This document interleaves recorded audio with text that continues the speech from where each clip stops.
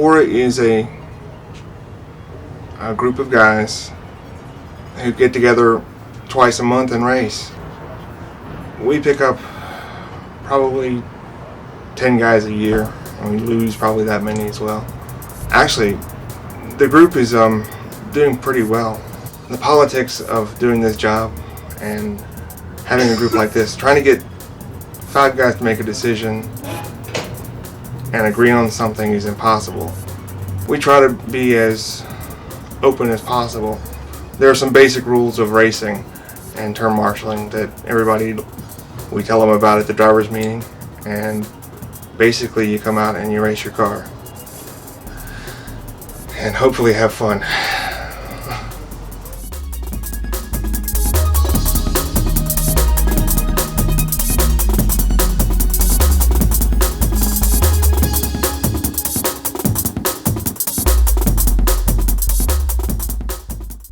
Virginia On-Road Radio Controlled Racing Association.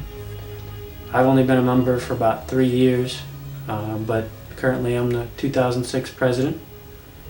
It's challenging, but also it's very rewarding when you have something go the way you hoped it would go, like a race day, or people are all there to have fun, and hopefully we can do our job to the point where they're going to have that much fun. Everybody make your way to the driver's stand. We are going to have a driver's meeting. If you are driving a car, you need to be at the driver's meeting now. Make your way over to the driver's stand now. Thank you.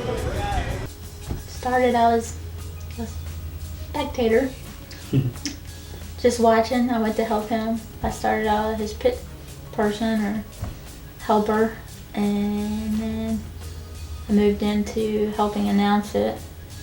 It's easier for a non-racer to do it. So I went into doing that, and then from doing that, secretary. So I go to the meetings and take notes. All right, Angel's going to go ahead and read the minutes of the last meeting. We called the order to meeting at 1:10 and adjourned at 3:42. He did his treasury report. We motioned a few things, talked about the schedule.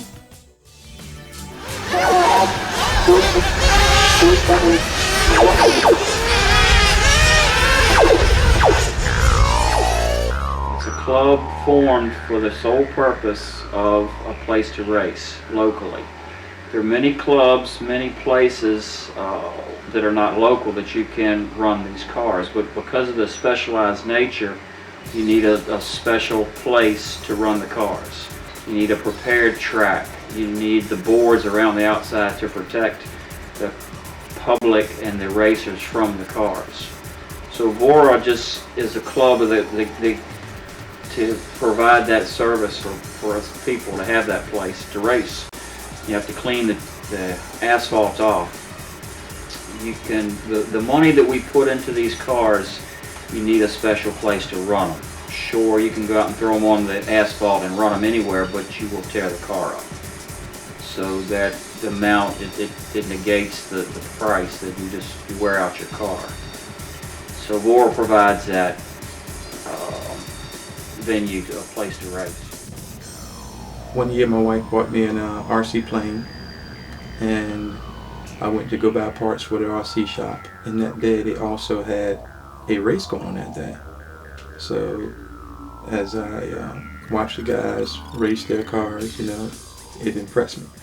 So I decided to trade my plane in and go 4 wheels. As far as this hobby, within a year's time I may spend anywhere $1,500 to $2,000 in a year. And hopefully don't go too farther than that this year. I'd say that if I was into racing trim, I'd probably spend about $2,000 to $3,000 a year. Probably it's $20 for the fuel, and whatever you pay the race fees and stuff. It's roughly around, for one weekend it will be probably about $40. A lot. Well, it depends how much racing that I do. Back when I first started, I was probably going to about 30 races a year and probably spending anywhere from $8,000 to $10,000 a year to do this. But over the years, getting older and not having the time to do it, I probably spent a couple thousand a year, that's all. Average, probably $1,000 to maybe $1,500 a year. Maybe $1,500 a year. It depends on where you go and how much you tear up. In '87, I bought my first car when I got into this, and raced around the backyard for years. And one day I was up here at the hobby corner, and a gentleman came to me and said, "Here, you have a car and want to race. May want to race." He had 2 boys. Basically, it was him, Josh from the hobby shop, myself, and a couple other guys started the club. Unofficially in the back room over there one day, and just decided to start racing on Sundays. And we started at 1 race a month, and then we moved up to 2. We've become incorporated. We've done a lot of things since then. It's almost like night and day when I think back that far. Depending on how bad you want one, I'm pretty sure I got one. No, I want really bad. I started this like 98, 99. And then we turned it into a club about 2000, 2001. And it's progressed and got bigger every year. This is where we fix them for folks and paint them up and stuff for people. We have fuel, powered, and electric. We run both classes. Most of the time, as a general rule, electric is indoors, gas or nitro fuel powered or outdoors. There's some places that try to run gas indoors and some places that run electric outdoors. We run both to try to provide a place for everybody to run what they have, just to get them interested and to promote the sport of RC racing. I started with electric, and now this year I just moved into nitro trucks. Right now I have a Mugen MTX3. That's probably the best car out there in my opinion. So 110 scale, Kyosho V1 RR. I had a TC3 electric, and I had the Nitro TC3 touring car. A TC3? Well, this one here is a Mugen, and it's running a Mazda body, running a 0.12 engine. My new car is a Mugen MRX4R, which is the new, supposed to be the world champion edition. We'll see how it does. A Kyosho Triple R. I have a 10 scale and 8 scale. It's just a little ready to run RS4. Mine's a 950. It's an 8 scale Serpent, and then this one's a G4. It's a Trinity car. This particular day it's a Kyosho V1 RR Worlds. I have a Kyosho V1 RRR. This is a Mugen MTX3. It's a couple years old. They just come out with a new one, but I'm satisfied with this one. Vehicle, the Mugen MTX4. It hasn't been completed yet. Have the engine on order. It's on the way in. Hopefully this car here does better than the MTX3. Kyosho V1 Triple O. Offner LD3. Serpent 710. It's also a Serpent 710. Doesn't quite have as much aluminum, but it's just as fast.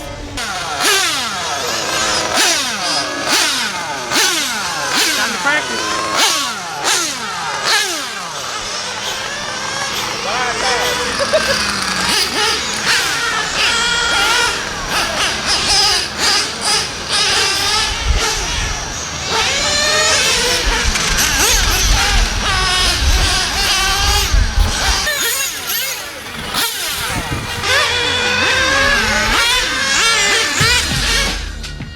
The problem with society today, a lot of the younger people that come into racing is they want instant gratification. And if they get out and they don't win in the first 1 or 2 races, they lose interest.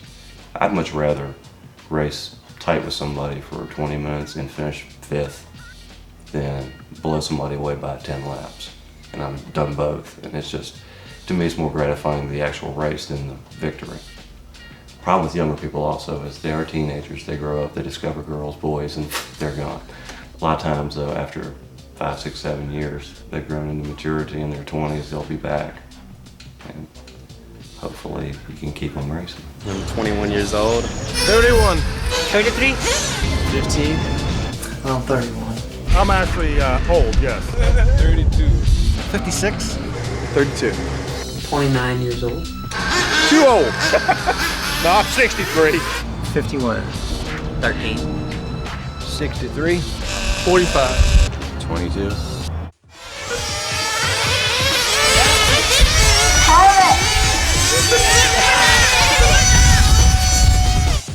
I guess the people in RC racing are one of the biggest reasons that we stay in it. The quality of the people that do this is pretty high. They're always friendly. They're always gonna, if you break a part and you don't have it, they're the first person that's gonna say, "Here, you know, repay me when you get it," or "Can I help you do something to your car? You know, what's the problem? Can I help you work on it?" You know, they're very giving, friendly, good people, and it's a hard brand of people to find nowadays. And fortunately, they all come out and they love racing, RC racing.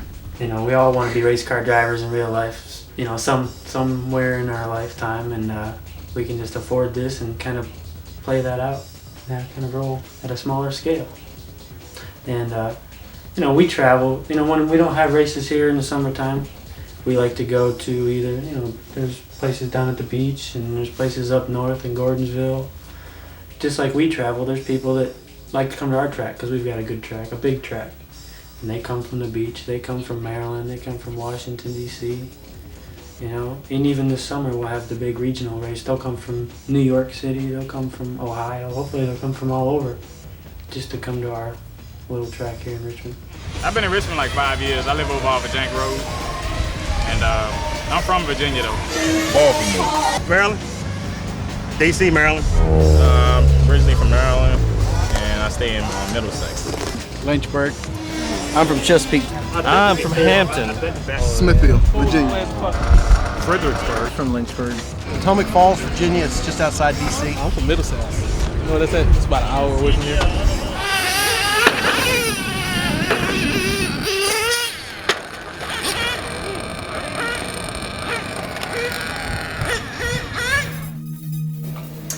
I've been racing, I've done 2 years, 2 full seasons I guess now. I know Kevin's been doing it for a year or 2 longer than me, and you know, guys like Mark and Mike Bowman have been doing it forever, seems like. My years of racing now is maybe about 4 years.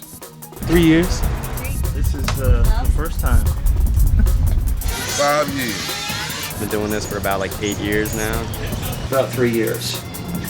Last season. This last season. 3 years. About 25 years roughly. This is only my second full year altogether. My 4th year, but this is only my 3rd year racing 10 scale. I was racing 5th scale before last year. Been doing it about 19 years. For 2.5 seasons. Probably 3 years. God. Since 86. On and off for about 9 years. Year. When did the JRX Pro come out? 88? 88, 89. Yeah, since 88, 89. 3 years. Oh, ain't that right. About 3 years. Actually, this is my first time. A year. When the sport started, I was around. Since 1982. This is my second year in trying the hobby, and I've been toying around with it as a hobby for a couple of years. It's just in the backyard and tearing up stuff. Since 1981. About 5 years. I've been doing this for about 2 years, but as far as real racing, in probably about 25 years. This will be my first race. Man, that was 2000? 2001. 6 years ago. 6 years ago. This is our 7th, starting our 7th season. Yeah. Yeah. What kind of car do you drive? Chevy S10. No, for the... Oh, a Riva. Hold on.